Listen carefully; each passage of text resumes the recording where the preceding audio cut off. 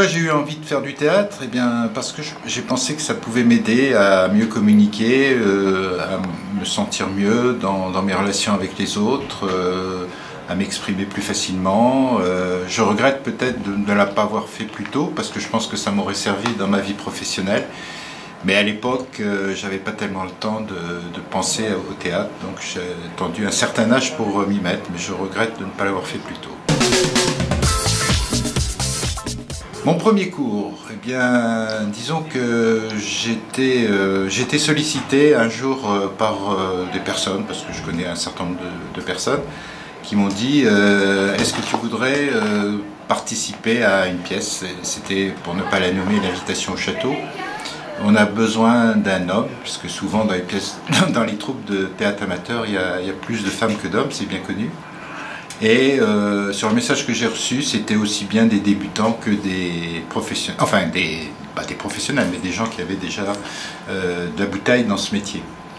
Et donc j'y ai été, et alors ça a été très dur au début, je le reconnais, parce que ils avaient déjà commencé cette pièce depuis au moins 6-7 mois. Donc il a fallu m'intégrer dans une troupe qui était déjà formée, première chose, premier point important, et deuxièmement, me mettre comme ça, j'ai plongé sans avoir nagé en quelque sorte, pour me mettre dans le rôle du personnage qu'on m'avait attribué, sachant que je ne savais pas du tout ce sur quoi j'allais travailler, comment, quel rôle, etc. Donc c'était très dur, et bon, ben, ça a été peut-être 2-3 mois, puis après ça s'est calmé, et puis bon, je me suis progressivement intégré dans la troupe et dans la pièce, et ça a été pour moi un très bon souvenir, voilà. Les exercices qui m'ont marqué, oh, s'il y en a un que j'ai trouvé assez amusant, c'était celui concernant au tout début, où on ne connaît personne, et où on doit en fait deviner ce qu'est la personne, uniquement en la regardant, sur son visage, sur sa façon de s'habiller, sur son attitude, sur son comportement général. Avec ça, on doit pouvoir effectivement trouver quelle est la personne dans sa vie personnelle, voire la vie professionnelle.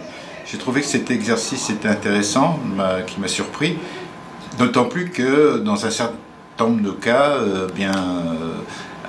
les personnes tombaient assez proche de la vérité. Je crois que ça avait été un exercice voilà, qui m'a un petit peu marqué. Bon, il y en a sûrement d'autres, mais celui-là, je m'en souviens un peu plus que les autres. Les gens s'entendaient bien, et ça, je crois que c'est important, et c'est pas toujours le cas dans une troupe de théâtre, où des fois, certains égos, certains caractères sont à gérer, et je pense que cette année, le metteur en scène pourra peut-être en témoigner aussi, mais je pense qu'il y a eu une bonne entente dans l'équipe. Mon professeur. Bon, donc ça fait la troisième... non, ça fait 4 pièces que je fais avec lui. Ça prouve que j'y trouve un certain intérêt. Bon, alors, je trouve que globalement, j'apprécie beaucoup son professionnalisme. J'ai dit à beaucoup de personnes, mais je n'ai pas peur de le redire aujourd'hui, qu'il a un certain génie de la mise en scène.